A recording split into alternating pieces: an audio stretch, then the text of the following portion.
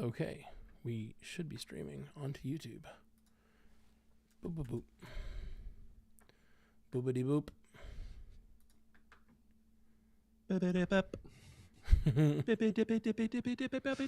Baby, come back. Oh, is that what you're for? I know I wasn't, but then when you went beep, beep, beep, it reminded me of that. I was doing a little Daft Punk. Oh, which one? Feeling it right. Oh, Everybody was been dancing and feeling all right. Feeling all right. It's it's pretty good, just got it. Yeah. Are they using that? It feels, that tone that science created that always sounds like it's ascending. Vaguely familiar with what you're talking about, yeah. That record sounds like that to me. I'm trying to remember which album that was. Is that Digital Love or that was after Digital Love, right? I don't know. I'm not a big Daft Punker. Oh, okay. Or is it punky? Is that what they call themselves? It's what I call them. All the times I'm discussing a gaggle of punk fans. And it is gaggle. That is actually an official term. Daft Punk fans. Adam Dell, what's up, buddy? That. I don't think it's, yeah. Good to see you, man. Welcome, welcome. All right. I guess I'm pretty much ready to go if you guys are. Yeah. I saw, I had a very similar file name for my notes for my gig this weekend, and so I grabbed those instead of the notes for the show, and I was like, why does it say bride and groom announcement? I'm so confused. Worlds colliding. Okay. Giancarlo Esposito's getting hitched. To the MCU. Hey, we did do a story on Chris Evans getting married one time. We did. And people were like, why are you talking about this? And we're like, you know what? Now I want to talk about it even harder. Yeah. Feeling it right. Feeling it right. We're trying to add new music to our set list for our wedding band. I'm opening Audacity, and then I'll be ready, guys. Just like, it is so hard to find because all music has spread out, and there's so many different genres and different smaller bands have gotten popular enough that like music, it's hard to find music that is universally loved. And Sure. Then on top of that, a lot of the universally loved dance music is, or the top of the pack is like crass as fuck. Sure. It's so crass. It's just like you can't play WAP at a wedding.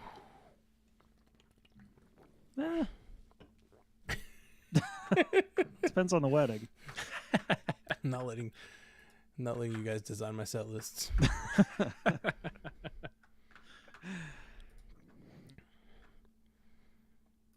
Okay.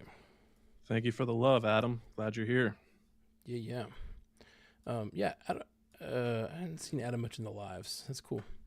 Adam does live video stuff himself with a school, if I'm not mistaken. Right, Adam? I'm forgetting the school or whatever. He like teaches like live video production type stuff, I believe. Unless I'm getting you confused, Adam. And if I am, I'm sorry. Sometimes I do that. Ooh, I DJ a lot of weddings. One time I had WAP. Oh my gosh. One time I had WAP on the playlist. That wedding was weird as hell. I've had I could tell you some weird as hell wedding stories, but we won't go too far into that. I did have a bride do a lap dance for her new groom in the middle of the dance floor. Like, it was a planned event at the wedding. It wasn't like she caught the mood. It was like they had us play pony so she could go do a lap dance on the groom. I respect it. Me too. It's mad respect. Mad respect. Okay, you guys ready? Sure. Hit record on Audacity equivalent. Likewise. Yep. Check. Well, I say that. For some reason it's not working. Give me a moment. When Stop mine. It's okay if it runs or whatever. I already deleted it. Cool. Oh, we're starting over? Either way, doesn't matter. Because I use the Zencaster to line everything up. So. Okay. All right. Hitting record on my end. Everybody good? Yep. Yep. All right. Check. Boom, boom, boom. All right. Here we go. All right. Avengers 5 courts a director. Avengers 5 courts a director. Brave New World reshoots are underway with Giancarlo Esposito's mysterious villain joining the fray, plus new trailers for Moana 2, Venom 3, and Alien Romulus. What number is Romulus? All of that and more this week on Multiverse News.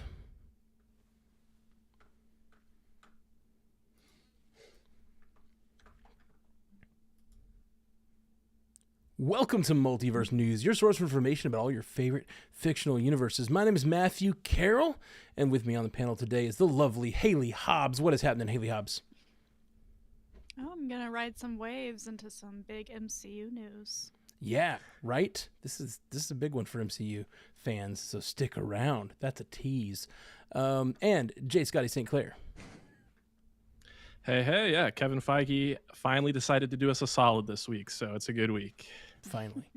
Thank you, our Lord and Savior Feige. We never lost faith, even though you treated us like Job this last year of the podcast. I don't know. Never mind. And Jay Sisson, what is happening? Yeah, he's finally learned the error of his ways. You know, he saw that we were getting angry with the fact that he was dropping all the news approximately 11 hours after we would drop our episodes, and instead he decided to feed us a little early today. Yeah. Yes. Thank you for the manna from KEVIN. So Nuggets rain from on high. Did you say nuggets?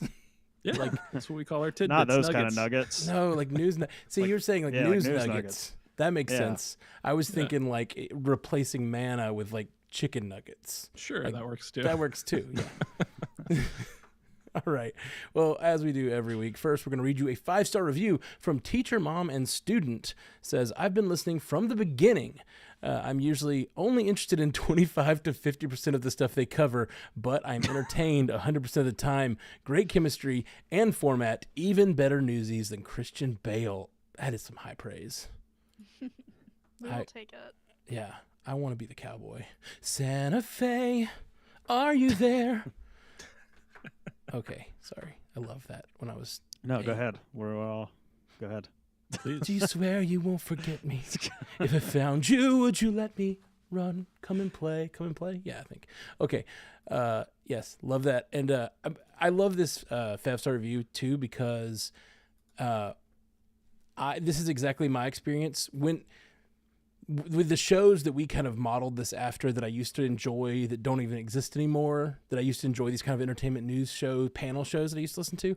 I had the same experience. Half the things they talked about I didn't even know about, but as I listened to the show for years, I would like learn about sort of the arc that's going on behind the scenes, and it made me interested in like movie news and the story behind the stories, and I think that's super cool. And I'm glad it's entertaining because otherwise, it would be a bad review otherwise.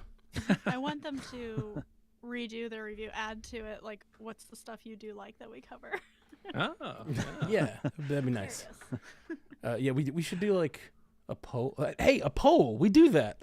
Like, We do lots of them. maybe I'll do like something like that this week. Some sort of, yeah. Okay. First story tonight. You guys ready to hop in? yeah.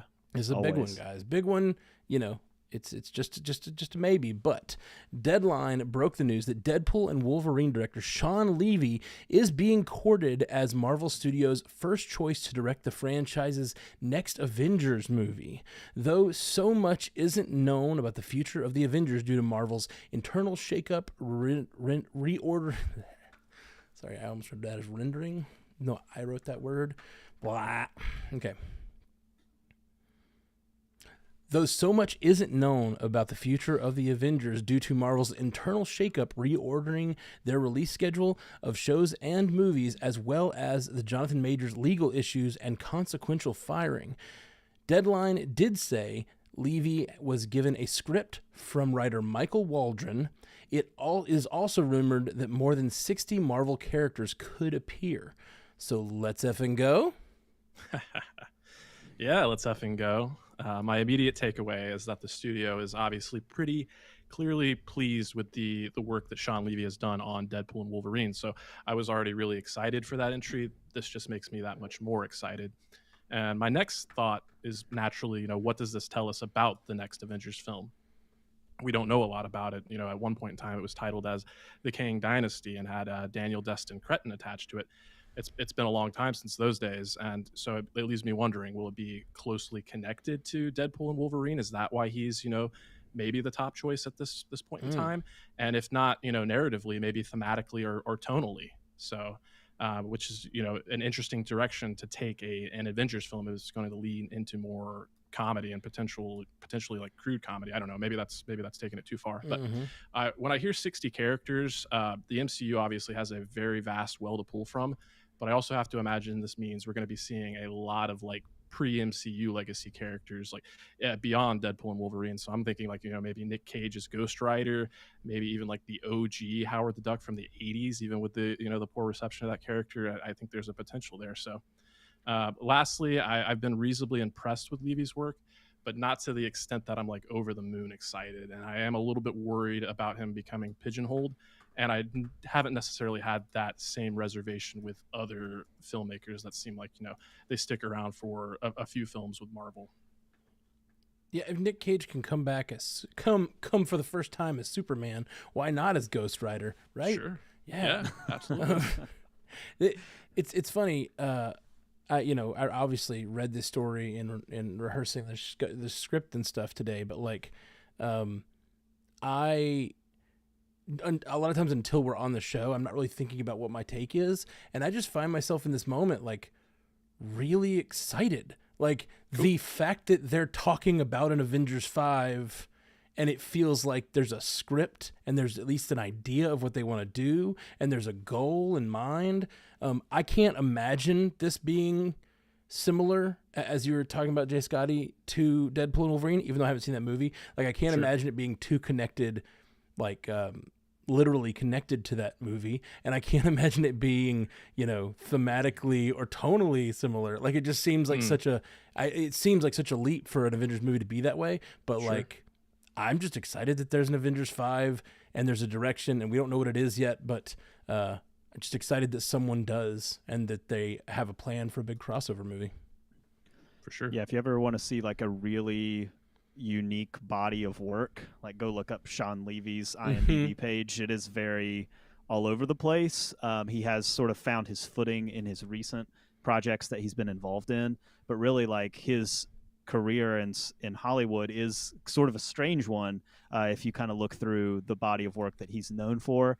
And to me, like I don't find myself particularly being like really shocked by this. I think, like you said, Scotty, like you nailed it. It's a vote of confidence in Deadpool and Wolverine for sure, which we already sort of knew Marvel was very pleased with it, but this just tells us that they're extra pleased with it. This is kind of what they do. They have people come in and do a movie, and then if they like what they see, then they move them up to that next tier. They put them into that Avengers tier or the crossover movie or whatever, and that's kind of what we're seeing here. But I think ultimately Shawn Levy, to me, does strike me as a very like safe choice for the Marvel formula. I mean, he gets action pretty well. He's pretty good. I think he's shown a very good skill for like balancing a lot of different characters at the same time, which is what this movie is going to have to do. I think he's good at injecting like heart and emotion into his storylines where it needs to be, and all of these things sort of match up with what Marvel movies sort of do, right? Like they have he's good with humor, he's good with action, he's good with lots of characters. Like that's probably the kind of person that you would want to bring in. So to me, it's not that surprising. Like when I saw this, I wasn't necessarily like, holy crap, Shawn Levy. It just sort of makes sense when you kind of line up all the pieces. I think I would have been a little bit more excited with maybe like a little bit more out there of a choice, like kind of like, for example, we keep talking about Fantastic Four and how like that storyline's evolving. And then we talk about these like weird castings all the time with Fantastic Four, like, they're bringing in this person and that person. And it's made me more interested in that movie just because of like the weirdness of it. Sure. And for me, I'm not necessarily looking at this and thinking like, okay, like that's intriguing. But still, that's not to dog it at all. I think it matches up with what Marvel has traditionally had success with, and that's why we're seeing Shawn Levy get this responsibility. And it should be said, like you said at the very top, Matt, that this is not a shoe-in, that he is thinking about it, that they've given him a script, and that they are currently talking to other directors while they wait for him to make up his mind. So it's not in stone. It's just that he is their preferred top choice, but they are having other conversations. So this could change if it's not something that he's interested in doing. Yeah, I'm very much sitting back on my heels and waiting and watching because, like I told the Jays before, Jay and Jay Scotty, I looked at his IMDb and I was like, I've seen one of these properties, and it was All the Light You Cannot See on Netflix, and he was a producer, he didn't direct, and it wasn't very good, which probably isn't really his fault. But otherwise, Deadpool Wolverine will be the first thing I see that he's directed, and so it feels to me reminiscent of the Russos. Like, here's somebody who's done some various things, the comedy chops are there, and they're gonna throw this person into the deep end with an Avengers movie. It's gonna be huge. So if I go to focus on that, to me this very much looks like Incursions and Secret Wars, especially if we're gonna be coming off the heels of the Fantastic Four movie, kind of with all of that stuff that could be happening. That many characters, I mean, that's what that points to. Yeah, 60 characters is certainly a choice. I think that's even more so than the director. That's even more of a rumor, and it's just that and it's not that they are going to have 60 characters. It's that they could pull in 60 characters. So it's like, of course they could. They've got that many characters easily. Of course they could. I don't even know what point. I don't know how deep that point is. Just looking at his IMDb and stuff, like, I think he just seems like a director who has made a lot of different kinds of movies, and a lot of different kinds of things. And I think that, like, very similar to the Russos. I think this. Yeah, I think that's whoever made that point. That's a very good point. I think he's the way they brought in the Russos. They gave him a couple of movies, and then they gave him the big show. And it just seems like they've given him Deadpool and Wolverine, which, if it's going to be a big crossover or a Secret Wars, like, it absolutely fits the vibe. So, and if they like what they see, I think it could be a great choice. Now, while we talk about, this not being set in stone and they're still, potentially courting other directors, I don't know if there'll be another opportunity to bring it up. So completely rumor, nothing substantiated here, but we did find out earlier today that there's a rumor that Jordan Peele met with Marvel about potentially directing a movie. So I don't think he'd be the right guy for Avengers, but I would love to see some, fresh creativity and such a strong auteur vision like that brought into the MCU. I think that'd be great. Yeah, totally. Jordan Peele, just his brain blows my mind. Like, anyone that is amazingly adept at two completely different genres the way he is, the way he could make Key and Peele, which I think is one of the funniest sketch shows ever, and then go into horror and such an intense horror that he's made. Like, I just think it's amazing. So who knows what else he has in him. So I wouldn't count him out for an Avengers, but I haven't seen him do that. I haven't seen him in that mode. What? It's like you said, Jay Scotty, we might not have another chance to talk about it. I guess we will, maybe. But, like, you think he'd direct something on the horror side of Marvel? What do you guys think? Well, I know once upon a time he was really gunning to do a live action adaptation of Akira, depending on your pronunciation there. So I would think that he's probably more interested in a little bit more of a, like, grounded, boots on the ground type of character, just, to have the opportunity to depict action that's kind of evocative of that. Hey, as we're going to talk about later in this thing, our one Mahershala Ali is getting a lot of work in Hollywood, so we might need that Blade movie rebooted. And, I think Jordan Peele makes a lot of sense for something like that. True. All right, well, up next, Captain America Brave New World began reshoots in Atlanta this last week, with new cast member Giancarlo Esposito joining the call sheet for the 22 days of additional photography. Unofficial leaked set photos confirmed the actor's involvement after he heavily hinted at an unexpected role within the MCU. While we still have no word on which character Esposito portrays, all signs point to the role being, quote, villainous in nature. Brave New World has spent a lot of time in the oven. Do these significant reshoots and cast additions impact our expectations for Sam Wilson's first big screen foray as the Star-Spangled Man? Buns in the oven? Little buns? Like Captain America's buns? Is that why we Is this talked an about it America's being in ass the oven? joke? Yeah, it might have been, Is you know. this an America's ass joke? Yeah, yeah. I think I'm you've always depth here for that. tapped into my psyche that I wasn't aware of. wouldn't be multiverse news if we didn't have butt talk. But I am thinking we're all living in Giancarlo Esposito's world, and he's just kind of like swirling us around with all these things. He's talked about being in the MCU. He's talked about he's going to have a television show in the MCU, and now we get this kind of explosive news that, oh, he's doing reshoots for Captain America Brave New World.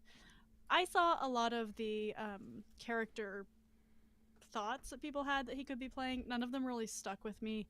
None of them seemed like characters I was familiar with. Not that I'm some expert, because I'm not, but they were not. They seemed like deep cuts, and I don't know that it'll be something like that, because you want people like overall to enjoy and understand a character, and if it's a really deep cut comic character, that it doesn't really cast the same light on a movie. So I don't know what he's gonna be, but of course he's gonna be a villain.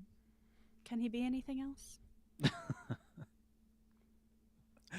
I mean, at this point, he's kind of, that's what he's built his career on, is sort of being this very, like, we joke about it all the time, but like seeing that he's in a villain role, I kind of was like, well, I mean, can we do something else with him? I don't know. Like, I kind of was like, I was a little bit let down, to be honest. And it's not to knock him. Like, he plays the character that he plays great. It's just, man, I'm thinking about him in The Boys, and I'm thinking about him in Breaking Bad, and it's like a Venn diagram with this like very large center of you almost feels like you can plug that guy into, you could almost swap him and it'd almost be like the same sort of character. So I think bringing him in for reshoots tells me that he is not going to play a major role in this movie, especially since they're only doing reshoots for 22 days. Like, that's not a very long time. So I would not be surprised if he doesn't show up this entire movie, and then he shows up at the end and like some sort of like, because he even said that whenever he was asked initially about what type of role he would play in the MCU, he said, like you said, Haley, like, I'm going to do a show, but I'm going to be teased first before the show happens. So that tells me that he is playing some sort of role, but it's probably not major in this, and he'll probably show himself at the end or whatever, and then we'll probably get some sort of an announcement that he's going to be in X, Y, and Z, you know, later on, or whatever. Now, as far as what character he could play, I mean, who knows? Like, of course, everybody goes to the big stuff. They're like, oh, he's Doctor Doom. Oh, he's, you know, Magneto. He's whatever. I mean, I wouldn't go that far yet. I don't know if you're going to do that quick. You're going to cast him. You're going to cut him into a movie that he wasn't originally in. You know, it just seems kind of fast for a major character. But so I wouldn't necessarily, you know, run too far with that. But yeah, I think he's probably not going to play a pivotal role in this movie. But he seems, at least by his words, he seems like he's going to play some sort of pivotal role in the greater MCU eventually going forward.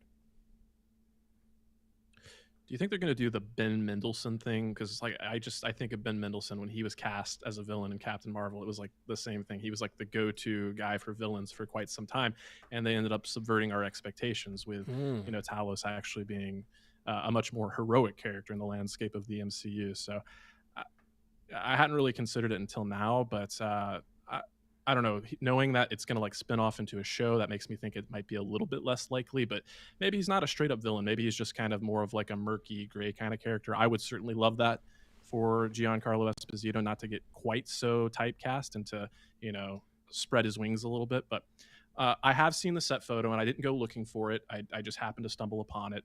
And the only thing I will say is that it was in no way obvious to me who the character might be. So that's all I'll say.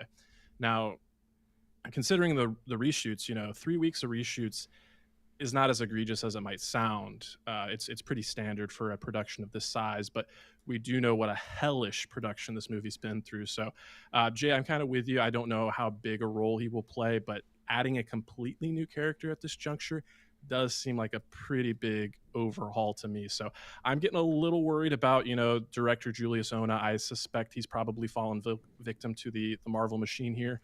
So I hope maybe this is an instance of like maybe some shadow directing, like a la Rogue One with Gareth Edwards and Tony Gilroy, rather than kind of like an assembly line movie or by committee movie, So all that being said, I'm still pretty excited for the movie, even if Giancarlo Esposito appearing as yet another villain doesn't really move the needle all that much for me.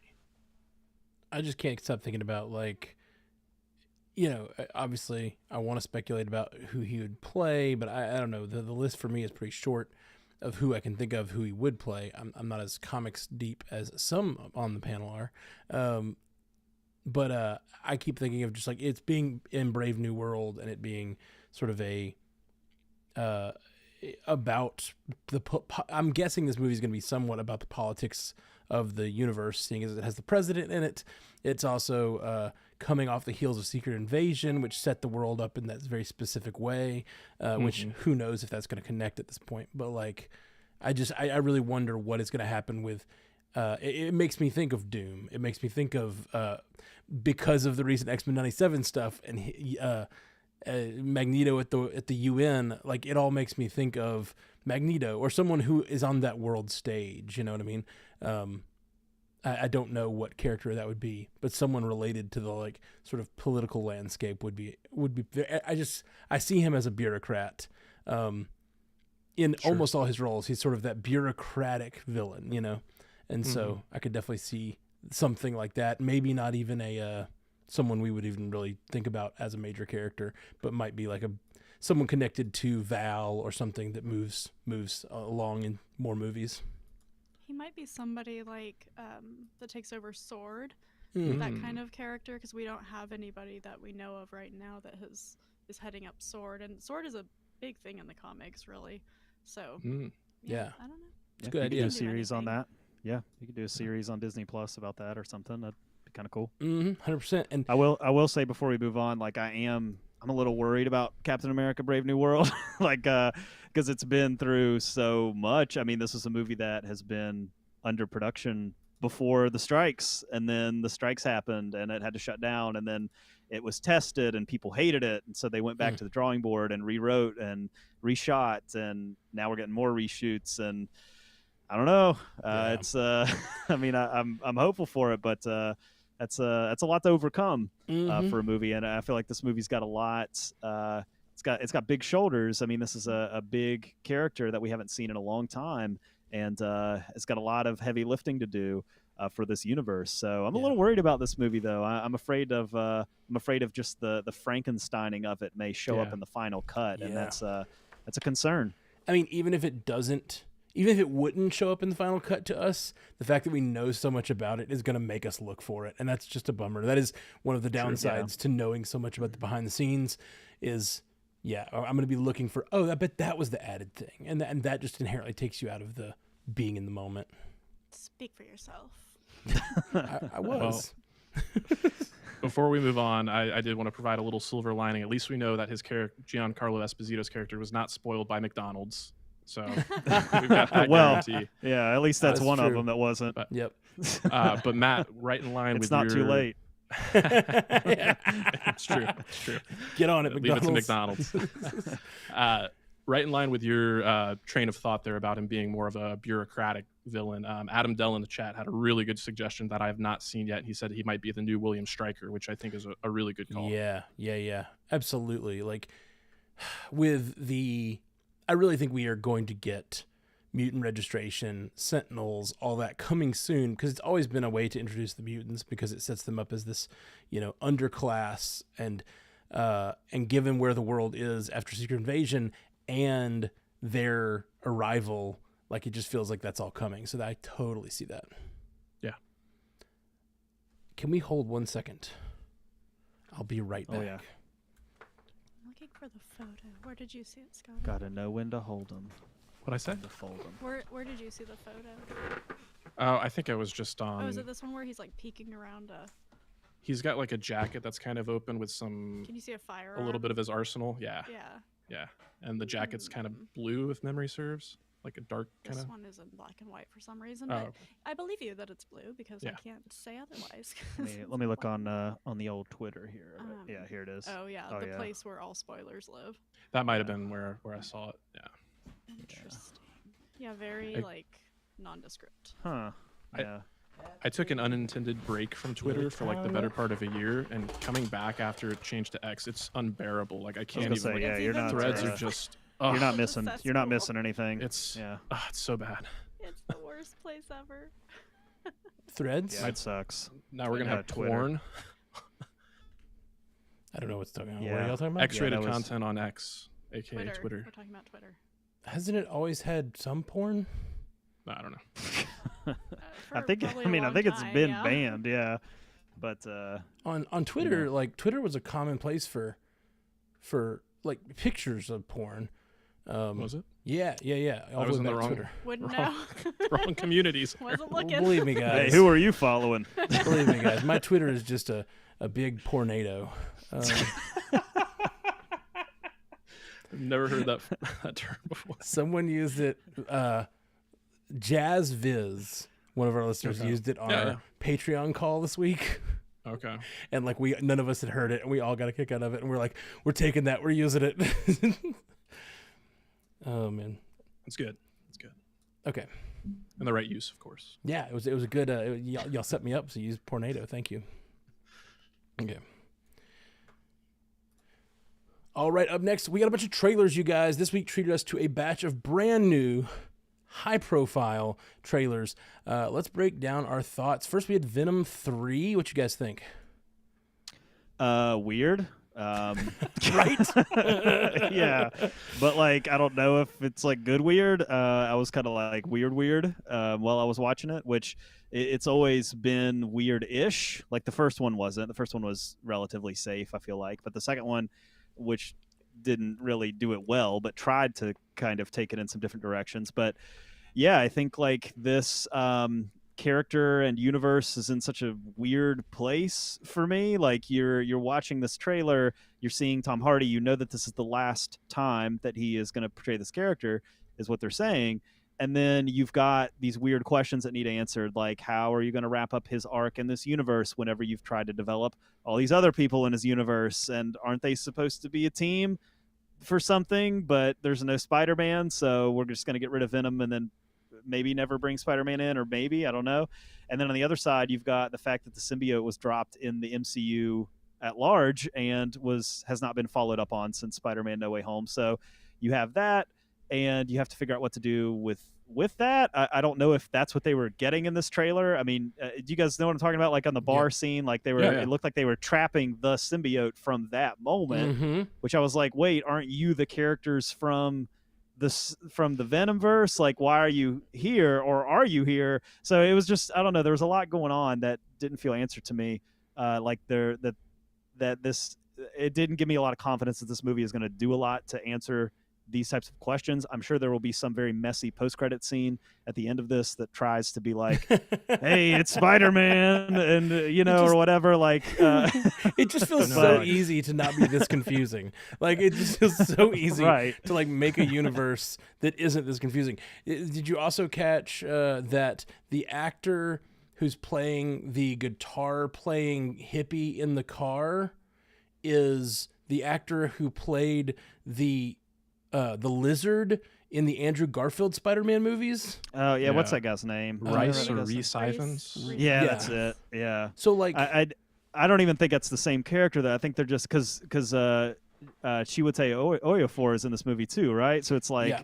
Cute and to he's Ejiofor. in the MCU. Yeah, I couldn't remember how to say his name, but like he's in the MCU as Baron Mordo. So it's like I don't even think it's the same character. I think they just grabbed an actor that they liked. They Right. were like, you guys don't remember? I Throw guess some get money him at it. well, there's a lot of speculation that Chiwetel Ejiofor, like people talking about that, but I think there's no chance that that's anything to do with Baron Mordo, because No. unless Right. Oh yeah, zero chance. unless this is like alternate universe and this is like Colonel Mordo who never went to whatever. But like, no, You're giving him way too much credit. I agree. I don't think that. Sorry, I just had to throw in that little possibility. I had to confuse myself. But no, I think the Lizard, though, like the last time we saw him was in No Way Home, getting sent back to his universe after being cured. So what if this is an alternate universe? I forgot he got cured. Yeah. So what if this is an alternate Yeah. universe? You remember, I brought all this up on the MCU cast, so I don't want to break it all down too much, but like, what if he got sent back and then had like the next 10 years to sort of heal from his trauma of lizarddom and became like a hippie dude in a van, and that's just his life now? And like, it could be the same character, and it's just frustrating that they make this so confusing. I'm just waiting for Dakota Johnson to show up and be like, Madam Web's here too. It's a party. It's a Sydney party. Sweeney. This is the MCU, right? Yeah. Oh, I love it. It's gonna be so fun. This movie's gonna be so fun. Yep.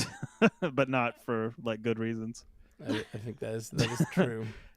All right. What about Moana 2? Oy, we're not starting very strong with these, are we? Moana 2 broke records for Disney Animation and Pixar views on trailers. So, like Jay said before we recorded, it's probably going to do really well in theaters. But as I watched it, I thought, feels retreading, feels not super interesting. Of course, it's a teaser. There wasn't really dialogue or anything like that, so we don't get any of that kind of context. But I was just very underwhelmed by it. Sorry, Moana. I love Moana, the first one.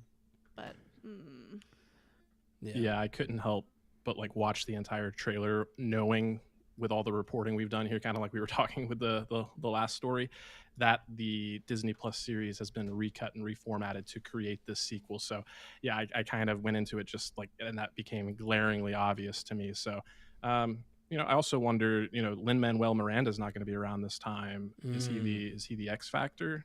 I mean, yeah, how's this thing going to play without him? He's been real all over the place, and success and not success over the last few years. So I don't know, but I'm thinking about too, like they have a live action Moana that's currently in development. Yeah. So it's like it's kind of weird to do a Moana 2 and then do a live action. The Rock is in both, by the way. Like he is the live action Maui too. Yeah, it's very weird because he was not letting anyone else play that character. Like he was. That was not happening. But does this other the live action one occur after he got healed by Spider-Man and sent back to the live action universe? The animated universe. Yeah, in Black Adam, he was, in this essay. How dare you invoke Black Adam? We don't speak that name. Sacrilege. All right, what about Alien Romulus? Oh, sorry, do you have something to say, Sadie? I was just going to say, Jay, with you referring, kind of disparaging Lin-Manuel Miranda there a little bit, I hope you're not referring to Into the Heights, or In the Heights, rather, because while that was a commercial flop, I love that thing. It's got great music. It's so good. Yeah, In the Heights is really, and that was before Hamilton. He wrote that. That was like his. Yeah, that was like his first musical. Yeah, his first off-Broadway musical, and I think it's great. And again, that's before he became who we all know him to be and had all the resources we know him to have now. Piragua, fresh block of ice, Piragua. Love it. All right, and Alien Romulus, to change gears completely from Moana. Yeah. Oh boy. Like, what stood out to me first and foremost was the sound design. We had the sound of a chest burster slowly expanding a chest cavity, and that is effectively sickening and kind of satisfying if you're a freak like me. But then they go the complete opposite direction and have that ringing, kind of disoriented, drowning out of sound, coupled with such high energy visuals. So we got face huggers, we got chest bursters, we got Kaylee Spaney, who after her recent appearance in Civil War is quietly becoming one of my favorite up and comers. She just recently joined the cast of Wake Up Dead Man, which we're going to talk about later. But yeah, this looks incredible, and I'm really excited for Fede Alvarez to show what he can do in this genre. You mentioned it, but the thing that really stood out to me was the silence toward the end, where you just get like that ringing and the silence and no dialogue, no music. And I've seen a lot of trailers in my life, and they all feel similar. And this one, even in the trailer, the way they cut it, like made me feel like I've never seen this before. Like, and you had to trust to have that silence. You really had to trust the visuals to continue to bring you in.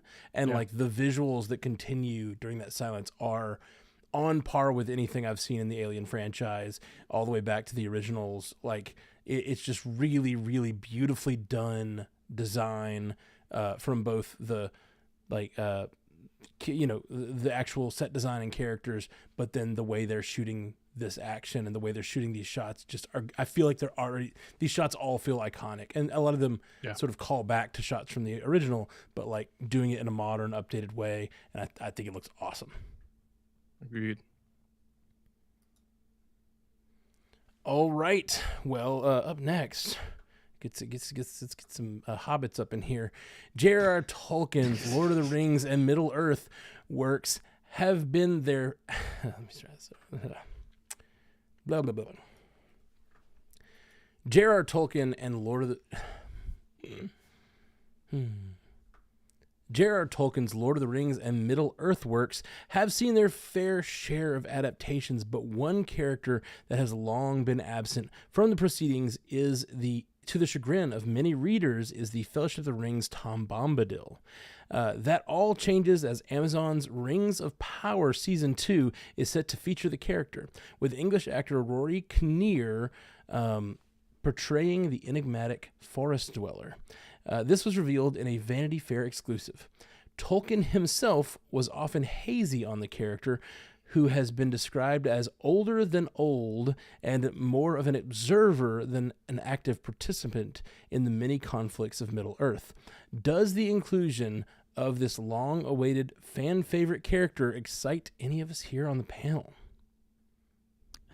Yeah, I mean, it's always been a weird thing, right? Like, Tom Bombadil is such a weird character because he almost feels like sort of a throwaway in Fellowship of the Ring. Like, he gets this one chapter where the hobbits are leaving the Shire and they run into him and they spend a chapter with him. I forget what the chapter is called, but it's like it's got his name in it. And he's just like weird and doesn't really have a backstory. And it seems like it's almost like kind of what happens with Star Wars, where Star Wars fans get like extremely obsessed with characters that are just kind of put in the background, and then eventually they become something bigger. So I'm thinking about like Boba Fett, for example, like, you know, a character with not a lot of screen time that then all of a sudden has a lot of screen time because people just get really like obsessed with him. And so Tom Bombadil is kind of one of those guys. He's like, we can't really ask Tolkien about him, so it's kind of left to people to fill in the gaps themselves over the years about who he is and, you know, what his deal is. And a lot of people are like weird Tom Bombadil experts online, and they're like, no, he's been here and there, and he's been doing this and that. And it's like, okay, I don't know if any of that was ever meant at the beginning when he was created. Tracker like Santa I'm Claus? sure, yes, I'm sure there's like a Tom Bombadil like subreddit and everything. It's like a whole thing. For sure. Absolutely. Anyway, all that being said, I think Tommy B. Putting him in the prequel is bound to, you know, everybody's bound to just be on the complete same page about him in the prequel and totally, you know, agree with everything that they do with him in the prequel, of course. But yeah, it's a place that I guess makes sense to put him. But at the same time, like it's just, again, it's like one of those characters you kind of weirdly have to like write him in a way because there's just not a lot there. Like, he's barely mentioned really in the pages of this grand story, and so you kind of have to like create him sort of with the light guide rails that you have that have been created. And so it's a weird thing. It's this fascinating sort of middle ground with this person and this character, and I'm interested to see what happens. I think we talked about before, the Rings of Power is in a weird place because it's trying to tell this story, but it's also like not owned by it's also not like the TV rights are owned by Amazon, the film rights are owned by Warner Brothers, and so you've got this like weird kind of back and forth thing. So ultimately, like, yeah, it's strange, but I'm here for it ultimately, for on my side at least. Whatever, you know, let's do it. Jay, sorry to be that fan, but Actually, Tom Bombadil's first appearance was not in the Fellowship of the Ring, but it was in the 1934 poem, The Adventures of Tom Bombadil. See, I know people are doing Make this sure you right put now, your listening to glasses this, up when you say and that. I'm not here for any of that. Like, if anybody wants to come at me and be like, Yeah. actually, he's talking about, like, whatever, get out of my face. In all honesty, I did not know that prior to recording. I did research, and that's where I learned that. But similar to you, I was familiar with the character. I remember reading the books when I was growing up. So, there was likely a point in my teens where the prospect of his appearance would have made me giddy with delight. And I'm still excited for the character to make his debut, but it's really the casting of Rory Kinnear that draws me in. He's great in all of like the Daniel Craig 007 movies. He was also popped up in Our Flag Means Death and had a great role in that. But most recently, he had a role in Alex Garland's Men from A24, where he effectively plays the same kind of character. He's like the green man or the man of the forest, kind of like, that forest entity that persists like European folklore and what have you. But that was a really weird movie. And for me to say that about an A24 movie, it was a weird movie. So very intriguing. It's a very intriguing choice to me to choose a role that's so closely associated with that role. And maybe he's going to be that guy that, he just does the weird roles. All right.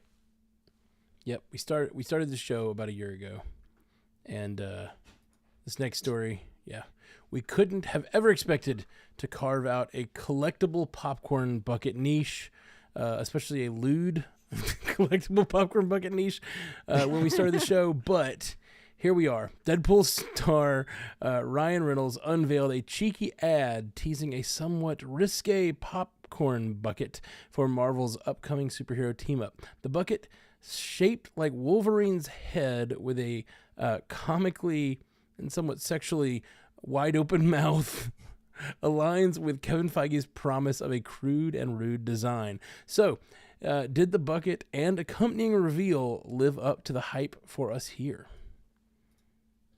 Is it as good as the Dune bucket?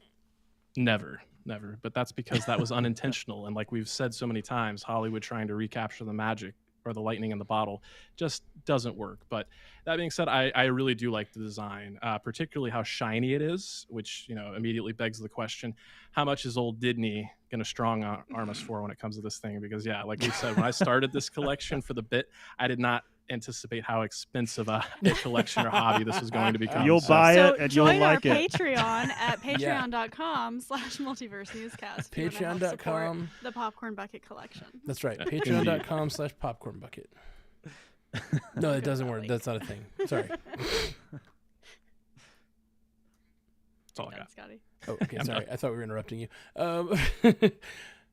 Yeah, no, I'm right there. I think this completely lived up the hype for me and like went further than I expected them to go, honestly. Like I thought that this would not be as explicit as it is, and especially the reveal video. I feel like the popcorn bucket is explicit because it is, I think, calling out to a sex toy, which I think that's kind of wild for Disney to do. But also the reveal and the butter dripping down Wolverine's face, like it was very far for them to go. And I know it's a Deadpool the movie goes far, but the marketing, that's pretty far for the marketing to go. Coming in on the other side of the table. I don't phrase it like wasn't that imaginative. Like, okay, it's literally the Dune bucket part 2. Like, you haven't done anything. I thought it would be something really funny, like something very Deadpool-esque, and I just think this is not that. Like, I don't know. Ryan Reynolds is a Scotty, you fraud. said Scotty, you said something about the Dune thing kind of being like it's already been done, and that was kind of my sort of reaction to this as a whole, like as it being created and then it being revealed and all that. Are people going to buy it? Yes, they will. I mean, that's theaters have to do these types of things to stay alive now because people aren't seeing movies, so they're selling these types of things to try to, I mean, why wouldn't you, right? But like, the Dune popcorn bucket was a moment, and it was a cultural moment because it was unintentional. That's why it was funny. And if it was intentional, then these people are evil geniuses. But we're assuming that it was unintentional. Or just geniuses. So for this one to be so intentional, which I know was the joke, like it's supposed to be intentional, that doesn't necessarily land with me totally, because I'm just kind of like, we've done this, like it's kind of like sometimes the joke is best when you don't say the joke out loud, and this is saying the joke out loud to me at the end of the day. Now again, like I said, like, will people buy it? Yeah. Like, will people post pictures of it and go to the theater just to buy it? Yeah, which is why they did it. But yeah, I kind of expected something a little different. I don't know. I kind of saw it and was like, okay, it's Wolverine with his mouth open. Like, it sort of makes sense, I guess, from a logistical standpoint. But again, it's you'll never be him, and by him I mean the Dune bucket. You'll never stop trying to be him. Is he close by? We haven't seen him in a while. Of course he's close by. is. Of course he's got him right by his desk. Yep. For moments like these. He actually keeps it with him at all times. Oh yeah. Never leaves his side. But I just like support bucket. And the R2D2. So support good. bucket. Emotional support Dune bucket. Okay. So I just tiny butt. I just like, you mentioned, Haley, that you didn't think it made sense with the character or whatever. I just don't think. I think this is so perfect, and no, the reason that's not what I said. I just thought it'd be more. I thought it'd be farther than this for Deadpool. So I didn't think this was that far. Not when we had Dune stuff. I think it's pretty far. But also, the thing I love about it is how much it fits the Deadpool character, because his love, they do sell these sex toys like this that are celebrities' faces and stuff. Like, that is a thing you can get. And it's like, the fact that Deadpool would want one and create one with Wolverine's face, with his obsession with Wolverine, I think is so funny. Like, I think that's, I don't know. I just had to throw that out there. If I may, and I'm not looking for, a lesson on the male anatomy or anything like that, but I think the thing about the Dune bucket is, like, I hate to say it, but you could potentially you could use that thing. When I look at the Wolverine bucket, it's like, that's funny, and it's like, I get it, open wide, bub, but that's about it. It would have been funny if so you're saying it's not bucket... practical. Yeah, that's just Scotty's main problem with it. Is that it's not practical. Just in terms of the joke, it's just you can't really do anything with that, can you? Maybe somebody can. Yeah. Not me. No comment. Oh man. Okay. All of our podcasts so freaking funny. This figuring bucket has made all of our podcasts X-rated this week, and this has been an editing nightmare. Well, Haley mentioned it earlier, but we do have a Patreon, you guys. And if you like the show, if you like all of our talk of lewd popcorn buckets, please go subscribe at patreon.com/multiverse newscast. It would be wonderful to have you all there. It's $4 a month, basically buck a show. It's a little tip for us collecting all the news in one place for you and streaming it into your open Wolverine mouths. Just a tip. Just all right. We'll be back in just a minute with more multiverse news. All right. Welcome back to Multiverse News. So today, today's Spotify poll, or last week's Spotify poll, I should say, we said the question was Beetlejuice. And the answers broke down like this. 2% of you said, please stop. 6.5% of you said, you're freaking me out. 15% of you said, don't speak that name. And with a resounding answer to the question, Beetlejuice, 71% of you said, Beetlejuice. So we have all together summoned the Chaos Demon, or whatever he is. I just choose Beetlejuice. I was just sad that Michael Keaton didn't show up in my house. Sorry. Real bummer. Sorry. We should have put that as like a disclaimer. No promises of Michael Keaton in your house.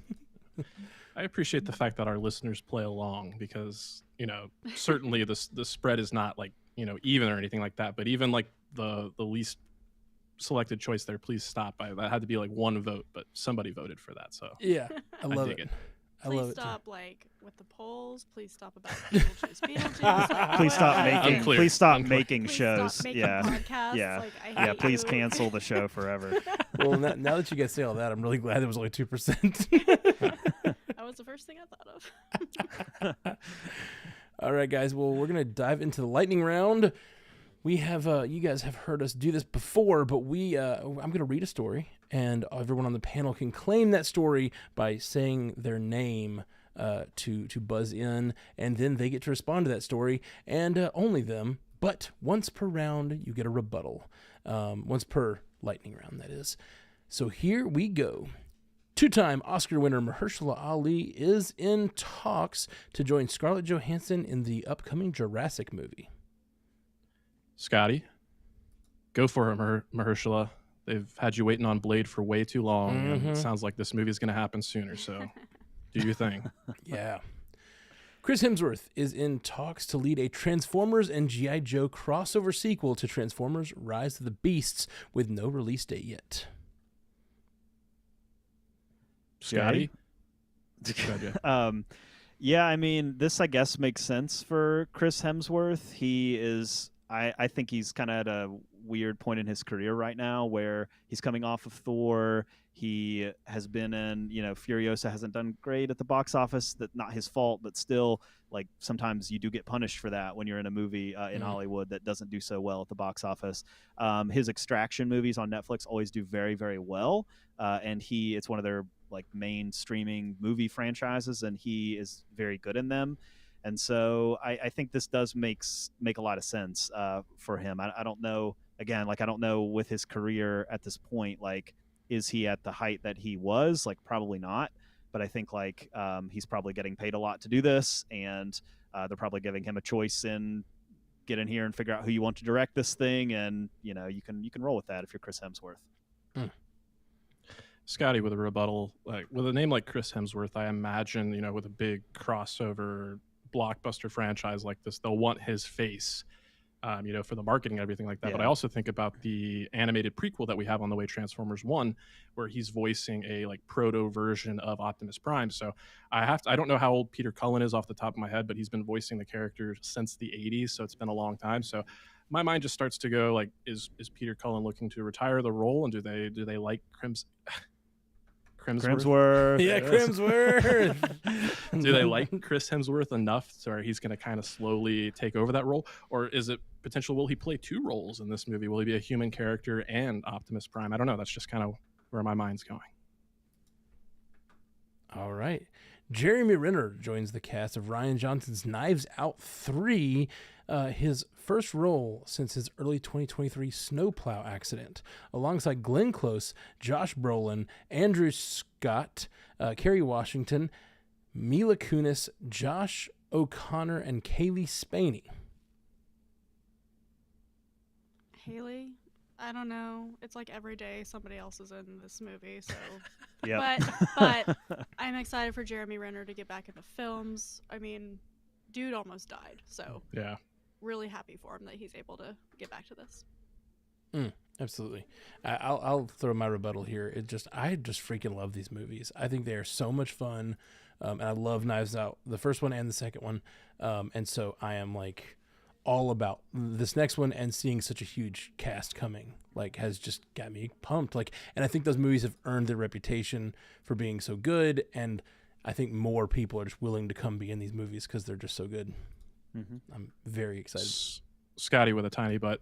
I did hear that apparently Rian Johnson wanted to call this next movie like Wake Up Dead Man, a Benoit Blanc mystery, but Netflix would not have that. Like, they're making him stick to Knives Out 3. So I in the terms of marketing, I think that's probably the right call. I don't know how many people will recognize Benoit Blanc by name, but just kind of interesting thinking about where Rian Johnson came from with Star Wars and The Last Jedi. That's interesting. In addition to producing it, In addition to producing the It prequel series for Max, currently titled Welcome to Derry, Bill Skarsgård will also return to reprise his role as Pennywise the Clown from It and It Chapter 2. Scotty, this took my interest from being pretty much non-existent to, yeah, I'll check it out now. If it's going to have that tight continuity with the movies, I definitely liked It Chapter 1 better than It Chapter 2. But I have enough interest in that franchise and that world to check it out if Bill Skarsgård's involved. In a Variety Actors on Actors interview with Jodie Foster, Robert Downey Jr. said the following when asked if he would return to Tony Stark. He says, "It's the character that is most like me." And sorry, my dog's barking. Quill, quiet, buddy. Sorry, guys. It's the character that is most like me, and I've become surprisingly open-minded to the idea. Haley? Well, if Avengers 5 has 60 Marvel characters in it, there's a real good chance he's going to show up there, isn't there? Mm-hmm. Can they afford him anymore? I mean, he's got a high price tag. Yeah, for sure. He doesn't work for charity. Yeah, but if they Maybe he can't, should. like, who can afford him? It's like he would have the most impact for Marvel to come back to do something, I think. Yeah, I don't know. It's interesting. Like, no one can afford him someone's got to be able to pay for him, and like they're like the only people who it makes sense probably. Okay. Warner Brothers Television is in the early stages of developing a 300 TV series prequel. Sorry. Quill. Quiet, buddy. I'm almost done. Okay.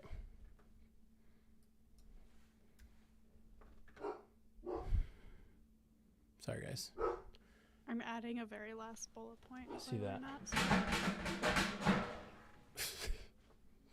Trying to scare my dog by banging a trash can together.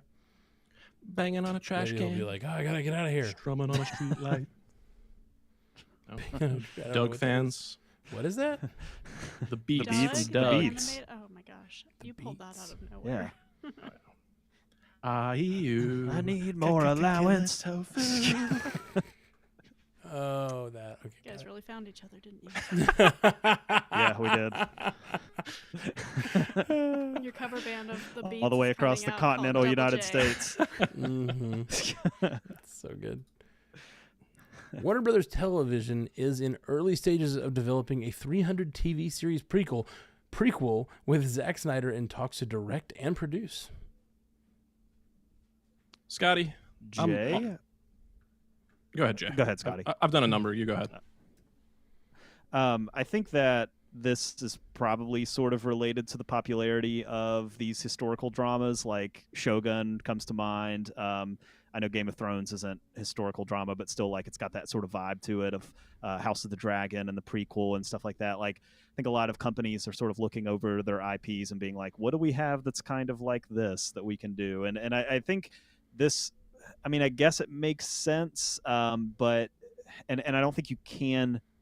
I don't think you can't do it without Zack Snyder. I think you have to have Zack Snyder to do it, and so you have to figure out a way though to like turn Zack Snyder into like a streaming series. Now he could ultimately produce this. He does not have to direct every episode, but still, when you get into those series, you kind of get, I feel like, a little bit into the Zack Snyder weakness a little bit of trying to like tell stories that are cohesive across multiple things, you know, and it's just there. I mean, that's kind of the longer you make his properties, the messier they get sometimes. And so again, it's not, he doesn't have to come in and have full control. He doesn't have to direct every episode. You could have a different director for different episodes. He could serve as an executive producer for all we know, right? So it is interesting, but I think like this prequel series, especially with how long it's been since the movie 300, I'm definitely intrigued, but there's a lot of unanswered questions there, I feel like. Scotty with a tiny butt. 300 will always hold a special place in my heart because it was the very first R-rated film that I was able to purchase a ticket as a 17-year-old and go see with my friends without any kind of parental involvement whatsoever. So I love it a lot. And even just a few years removed, they did that sequel or prequel. I don't know what it was, but it had Eva Green in it. I think it was called Rise of an Empire. I never caught it. I just was not interested, even with as much as I love 300. So I can't help but think IGN recently did a poll where they polled their audience, like, what is Zack Snyder's best film? And it was unanimously 300. And I was like, duh, is that even a question here? So it is interesting. I have to imagine that is a factor. I think, media companies do pay a lot of attention to social media these days. And I think, this could very, very possibly be a direct result of that poll in that article. Elle Fanning is in talks to star in Badlands, a new Predator Universe movie directed by Dan Trachtenberg, who revamped the franchise with Fray. Scotty, I like Elle Fanning. I liked Prey a lot. So the fact that Dan Trachtenberg is going to continue to work in this universe and bring some quality talent sounds good to me. New Star Wars show The Acolyte is premiering right now, and Marvel Comics announced the Wookiee Jedi character Kelnaka will be getting a one-shot comic book written by Cavan Scott. Haley. So we don't know anything about this character because I can't watch the show because we're still doing this right now. But I love this. Cavan Scott is one of the writers that was he's one of the architects of the High Republic. So just adding this to the great grand library of things you can read. Netflix is currently developing an animated series based on the popular video game Minecraft alongside Mojang Studios, the Swedish developer of the game. Jay, kind of surprised they haven't already done this at some studio with how popular that thing is, but I am thinking about the fact that there is a movie coming out next year that is a live-action Minecraft movie with Jack Black and Jason Momoa attached to star, so, it's coming whether you want it or not. You're going to get a lot of Minecraft content coming your way. MCU and Lost star Evangeline Lilly announced on Instagram that she is retiring from acting. Haley? Her Instagram post was kind of long and rambly, but this is her goal, she said, so all the power to her. I'm always jealous of people who can retire at whatever age you can. I want to retire, but that's probably never going to happen, so good for you, Evangeline Lilly. More power to you. We will all join the Patreon. Yeah, join the Patreon. Yeah, come on. Throw us a couple dollars. Help us retire, everybody. Patreon.com/multiverse newscast. When Lost, I guess this is a tiny, but when Lost came out, I was probably a sophomore in high school, maybe freshman in high school, something like that, and started watching it, and I was crushing hard on Evangeline Lilly as Kate. I mean, that was a cultural moment. Not Lost, just Kate. I guess for our MCU, this means we won't get her back as Wasp for the time being, unless she returns. I wonder how they'll handle that if they come back with another Ant-Man movie, which I almost doubt they will after the reception after of Quantumania. I don't think you're getting another one of those. Yeah. We got Cassie. Truth. Peaky Blinders fans can get excited as a film starring Cillian Murphy is in the pipeline. Plot details and more casting isn't known, but Murphy will also co-produce the film, which will land on Netflix. Scotty? I don't watch Peaky Blinders, but it seems like it's been on for such a long time. I'm just happy for the fans that have stuck with it for so long that it seems like that's paid off. They're going to give it the full treatment with the film. So cool. I'll get the rebuttal in here to say too that I think it's really cool that Cillian Murphy goes out and does Oppenheimer and wins an Oscar and kind of hits the peak of his career. And then he goes, instead of just being snooty about it and being well, I don't want to do any of the things that I did before that, he goes back and he does a Peaky Blinders movie. He's going to be in this new 28 years later thing as like an executive producer, and as a lot of rumors saying that he's probably going to show up in some capacity reprising his role from that franchise. And I just think that's cool. Like he's not shying away from some of these long-standing franchises that he's been a part of just because he won an Oscar. He's going back and dabbling in them, and I just think that's cool. Good on him. Extra tiny but Margot Robbie asked him about this last year in their Actors on Actors interview, and he was like, yeah, I'd be open to a film. So chalk one up for Margot again. Yeah, maybe she did this. The people who make Peaky Blinders saw that, and they immediately like called him. They're like, we saw you with Margot, and we just want to ask if you were serious. I feel like 100% that's what happened. All right. Fargo, Legion, and Manhunt actor Hamish Linklater is joining season 2 of Gen V. Scotty, I haven't seen Manhunt, but I have seen Legion and Fargo, obviously. And the guy, he doesn't really stand out as like a super memorable guy, but he's very serviceable in these character roles. So, I think he's a great addition in terms of talent. I'll tiny but to say, I'm looking at the article. It's saying that he will play a character called Cypher and is the newly appointed dean of Godlican University. So he's going to have that sort of role in that show. I think he'd be good for that. He lends that kind of presence. Yeah, additional tiny but I just love him from Midnight Mass. Like his I just have a great affection for his face. Like I pulled him up. I was like, "Who is that?" Oh, that guy. I love that guy. So yeah, I really. He looks like James Horner. I don't know if you know what James Horner looks like, but whenever I see him, that's immediately what I think. In Manhunt, he played Abraham Lincoln, so he has okay.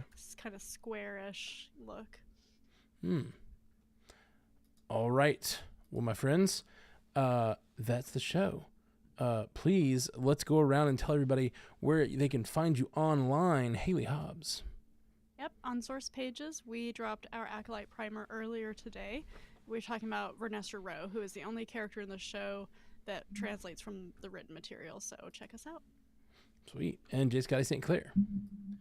Yeah, on this very feed, you can catch myself and Jay Sisson as we did a multiverse review for Godzilla -1. So if you've been listening to the show for any amount of time, you know how positive I've been about that film. So it was really great to get to chat about that. And I'm just so happy that so many people are finally getting the opportunity to see it. So check that out. And then Animation Deliberation for all of your animation needs.